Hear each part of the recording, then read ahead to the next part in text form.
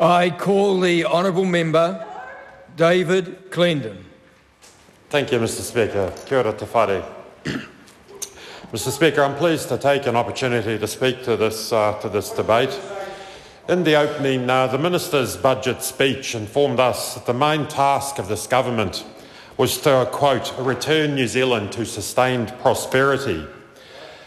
The primary theme of this budget, as it is rolled out, has been this longed-for prosperity that we're promised will somehow be achieved by a mix of public sector cost-cutting, an assault on the most vulnerable and least well-off in our society, and an enthusiasm for returning to the extraction industries that fuelled the growth of our economy in the 19th and earlier 20th century, but at enormous and largely irreversible environmental cost. In amongst this propensity, this obsession almost with cut, cut, cut, it seems the government has lost their way. It seems to elude them the possibility that rather than cutting into provision of very necessary and important social services, that we should instead seek to improve the income stream, to improve the revenue, so that there is more to be going around, so that we can improve quality of life, that we can create a better economy. An unfortunate, albeit important characteristic of the New Zealand economy is that it is a low productivity economy, and that is generally accepted, I think, by all shades and all political hues. We do not manage to generate a high return on our investment in capital, of labour, of energy, or of other resources. And while we do not share, in fact we're about as far as one can be from sharing this government's obsession with a chimera of catching up with Australia, which is apparently the solution to all ills, it's worth noting that the productivity growth in the Australian economy has surpassed that of New Zealand now for a number of decades. But historically, New Zealand in fact did better than Australia in productivity growth. The turning point was the massive assault on the economy and on society that followed from 1984 and from which our economy has in fact never recovered. It is to everyone's advantage that we improve the productivity of our economy, that we get more return from every unit of energy, that we get more labour productivities so that New Zealanders can perhaps reduce their internationally and historically high average number of hours worked. We can get more value from our use of our natural capital that ultimately underpins and will always underpin our financial economy, the financial capital.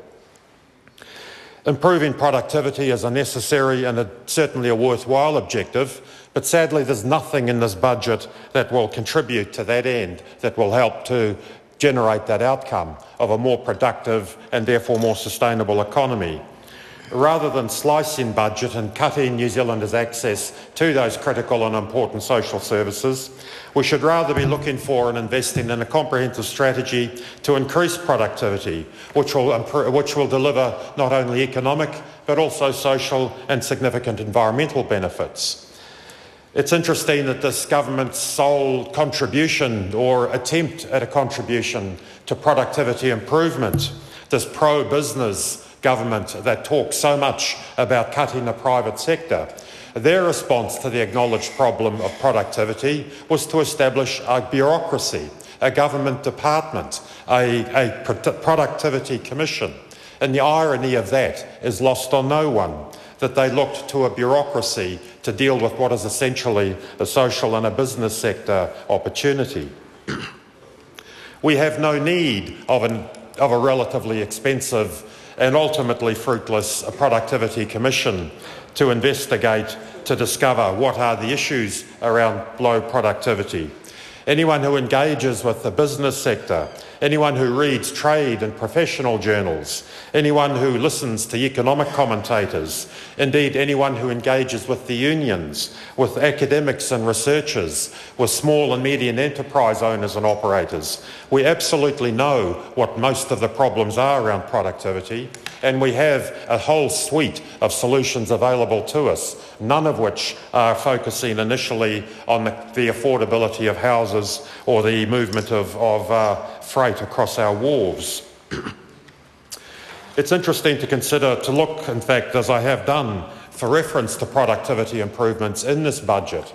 In the budget speech, the word appeared 4 times, once in the context, and I quote, of acknowledging that exports, growth and productivity have all stagnated. So it's acknowledged that productivity is an issue.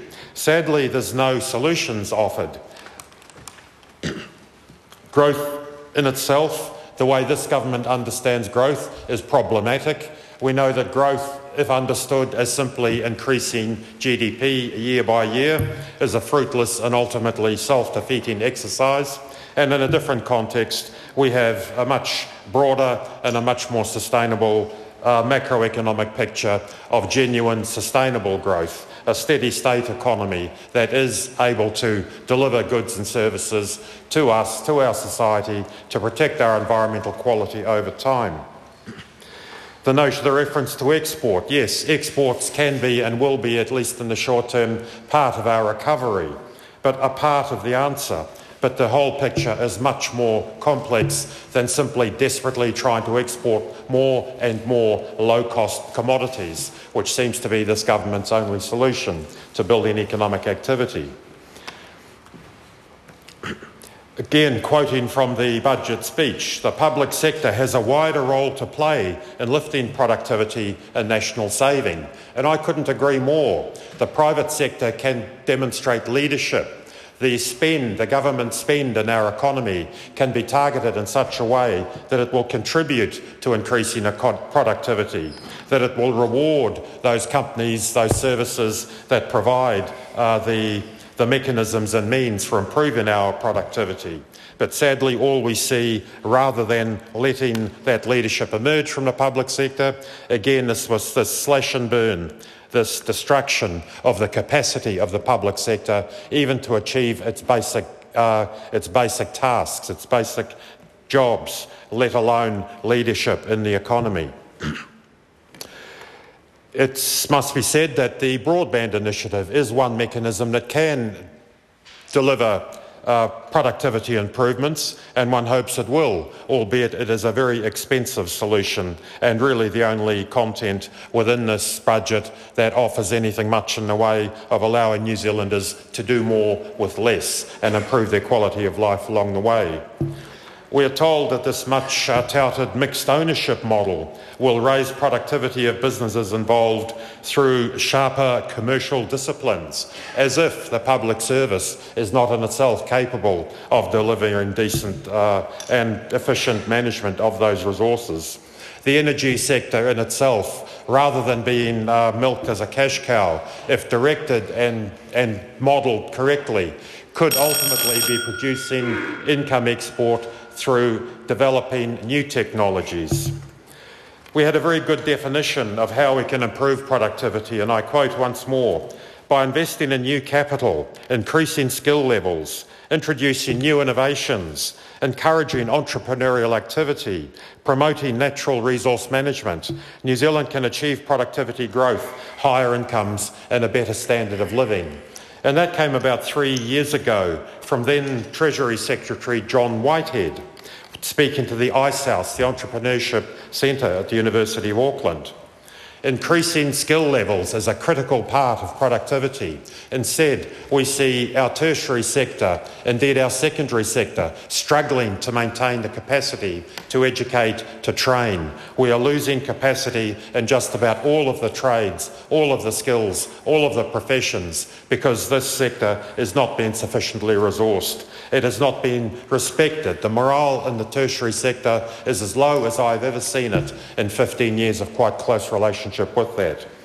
New innovations, where in this budget, and I'd love any member of government to point me in this budget where they're encouraging, supporting innovation in industry, in business, in design, in development. Where are the incentives for people to take the risk? Where is the support for the companies who have a very good idea? And we have many of those. Where is the support to turn that idea into a saleable, exportable commodity, particularly in the area of weightless commodities, of things which, of intellectual property rather than product that goes out in containers?